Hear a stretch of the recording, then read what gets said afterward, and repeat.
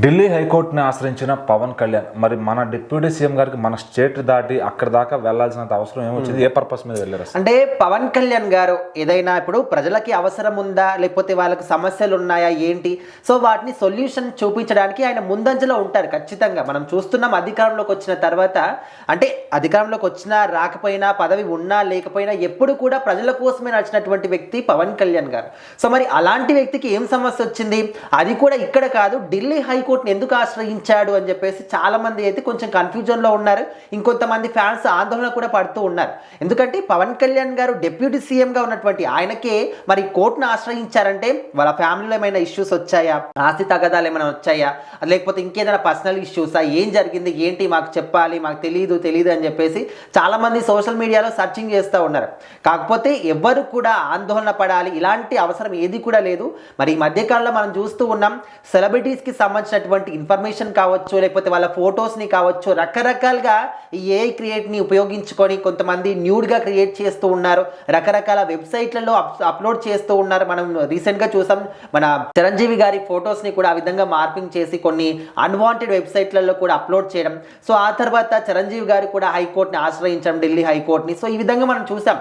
Only Pawan Kalyan గారే కాదు, ఇంతకుముందు నాగార్జున గారు కావచ్చు, లేకపోతే ఐశ్వర్యరాయ్ కావచ్చు, అండ్ వీళ్ళందరూ కూడా చిరంజీవి గారితో సహా రీసెంట్గా అందరూ ఇదే విధంగా మా ఫొటోస్ని ఉపయోగించుకొని రకరకాలుగా ఎన్నో ప్రైవేట్ లిమిటెడ్ కావచ్చు, వాళ్ళందరూ కూడా ఆఖరికి వచ్చేసరికి వాళ్ళు ఏదైనా తప్పులో ఇరుక్కున్నా, తప్పు చేసినా కూడా అది మా మీదకి వస్తుంది, సో ఇలాంటివన్నీ కూడా నివారించండి అని చెప్పేసి ఢిల్లీ హైకోర్టుని ఆశ్రయించడం. సో అక్కడ నుంచి వాళ్ళకి పిటిషన్ అంటే వీళ్ళకి అప్రూవ్ చేయడం. అంటే ఇక మీదట ఎవరు కూడా వీళ్ళ ఫొటోస్ని కానీ దేన్ని కూడా వేరే వాటికి ఉపయోగించుకోకూడదు వాళ్ళ పర్మిషన్ లేకుండా అని చెప్పేసి వాళ్ళ ఆదేశాలు జారీ చేస్తారు. సో ఇక్కడ సేమ్ అదే విధంగా పవన్ కళ్యాణ్ గారు కూడా ఢిల్లీ హైకోర్టుని ఆశ్రయించారనమాట. తన వ్యక్తిగత రైట్స్ ఏవైతే ఉంటాయో వాటిని కూడా భంగం కలిగించే విధంగా కొంతమంది క్రియేట్ చేస్తూ ఉన్నారు. సో మరి వాళ్ళ వల్ల నా పర్సనల్ లైఫ్ కావచ్చు, అదేవిధంగా నేను ఉన్నటువంటి యొక్క ప్రొఫెషన్ ఏదైతే ఉందో డిప్యూటీ సీఎం కావచ్చు, ఇట్ ఈస్ హీరో కావచ్చు, అన్ని రకాలుగా కూడా నా పర్సనల్గా ఉండే ఇన్ఫర్మేషన్, నా పర్సనల్గా ఉన్నటువంటి రైట్స్ కూడా భంగం కలిగే విధంగా వాళ్ళు వ్యవహరిస్తూ ఉన్నారు. సో వాటిని దయచేసి నివారించండి అని చెప్పేసి ఢిల్లీ హైకోర్టుని అయితే పవన్ కళ్యాణ్ గారు ఆదేశించారు. సో మరి ప్రజెంట్ అయితే ఇంకా విచారణలోనే జరుగుతూనే ఉంది. పవన్ కళ్యాణ్ గారి తరపునటువంటి న్యాయవాదులు అయితే వాదిస్తూ ఉన్నారు. సో మరి దీన్ని డిసెంబర్ 22కి అయితే వాయిదా వేయడం జరిగింది. అప్పుడు ఏంటి అనేది ఒక తీర్పు అనేది చెప్తారు. అంటే ఎలాంటి ఈయనకు ఇన్స్ట్రక్షన్స్ కావచ్చు, ఏవి ఇవ్వాలి అని చెప్పేసి ఈయన తరపునటువంటి న్యాయవాదికి చెప్పడం కావచ్చు. సో ఏదేమైనప్పటికీ కూడా సెలబ్రిటీస్, ఓన్లీ పవన్ కళ్యాణ్ గారనే కాదు, ప్రతి ఒక్క సెలబ్రిటీస్ కూడా ఇది సర్వసాధారణం అయిపోయింది.